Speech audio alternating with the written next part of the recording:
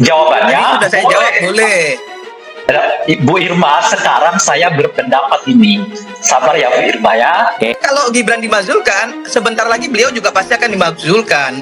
Karena dua-duanya memang pengen dimazulkan kok sama orang-orang itu. Nggak ada lagi cara.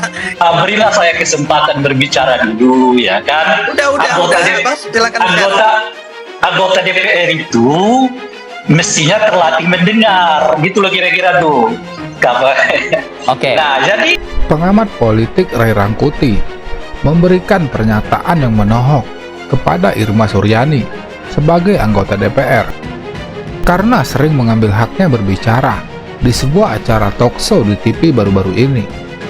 Ray mengatakan bahwa Irma sebagai anggota DPR harusnya sudah terbiasa untuk banyak mendengar ketika warga negara berbicara, bukannya selalu memotong pembicaraan dari warga negara dan tidak mau mendengarkan orang lain ketika berbicara.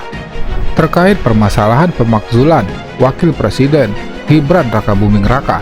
Kalau Gibran dimazulkan, sebentar lagi beliau juga pasti akan dimazulkan.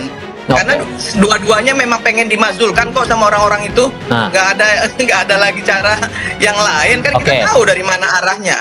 Jadi nggak juga lah ya, masyarakat Indonesia ini bodoh nggak juga. Jadi sabar aja, kita tunggu bagaimana respon DPR. Saya sebagai anggota DPR RI tentu sah-sah aja ya kalau ada surat masuk ke DPR.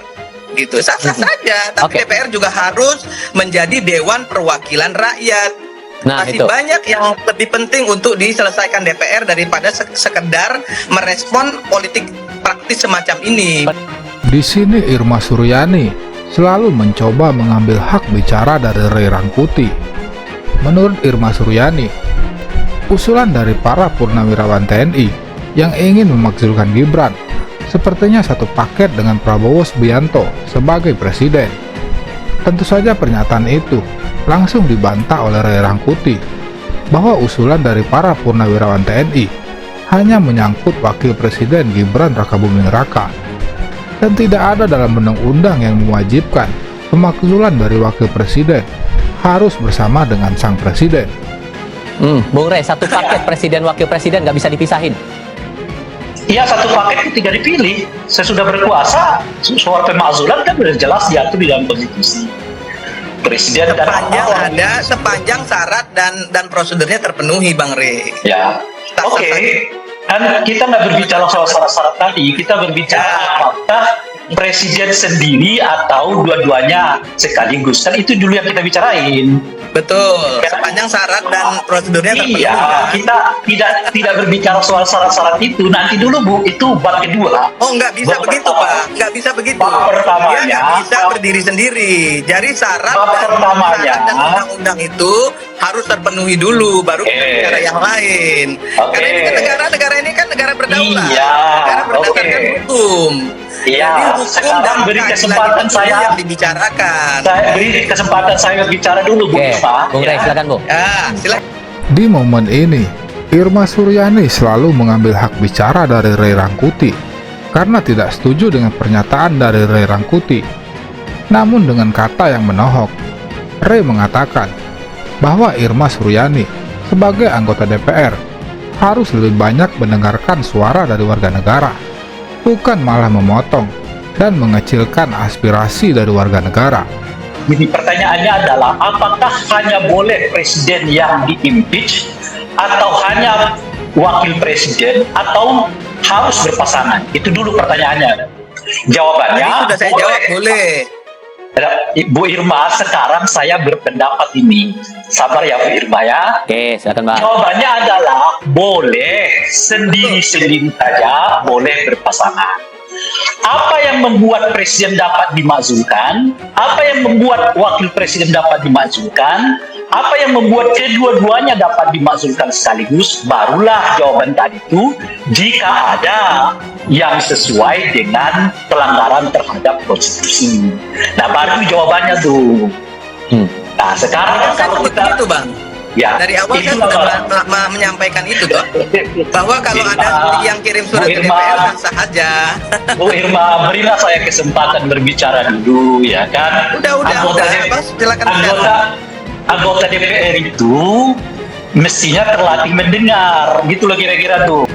Memang agak lain anggota DPR kita yang satu ini, Irma Suryani.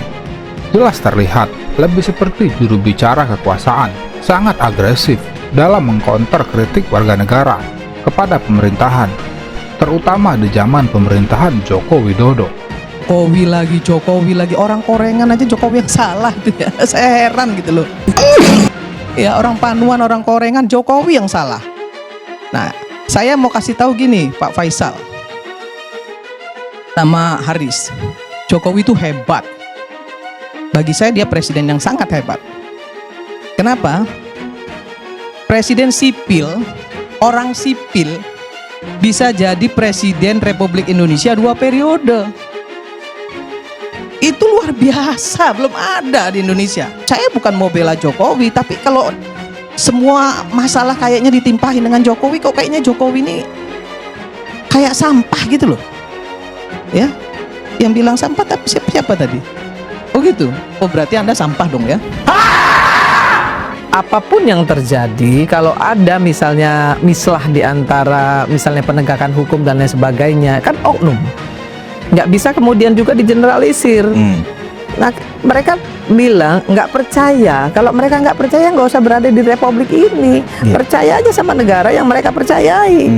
Itu penghinaan loh terhadap Indonesia. Minta dicek di Singapura. Ya jadi warga negara Singapura aja. Gitu. Ini nggak akan pernah selesai orang-orang ini, ya. Setelah A dibuktikan dia ngomong B, setelah B dibuktikan dia ngomong C, nggak ada habisnya.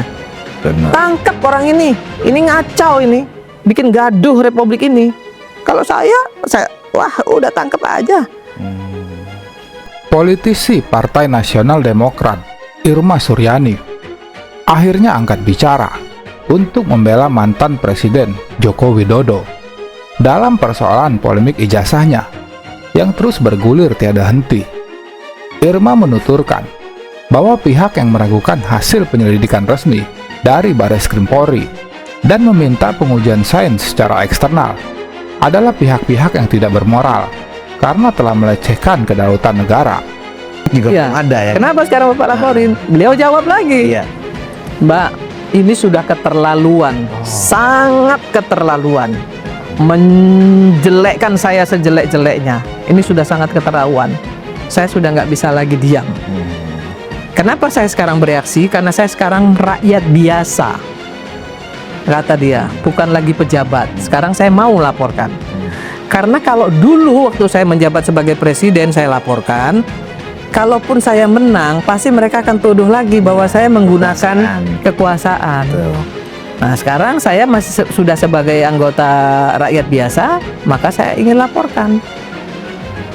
Nah, ketika dia laporkan dan ternyata asli, masih juga nggak percaya. Kan memang memang manusia kardus gitu loh menurut saya.